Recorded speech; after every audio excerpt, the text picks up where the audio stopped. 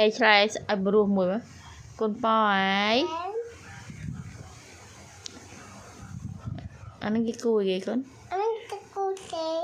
cù ấy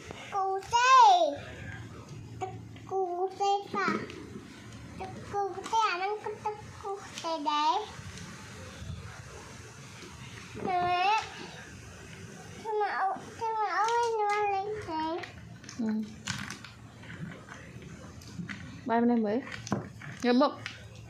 còn gì hello ngày hello mới lên lên la mà mắt không gì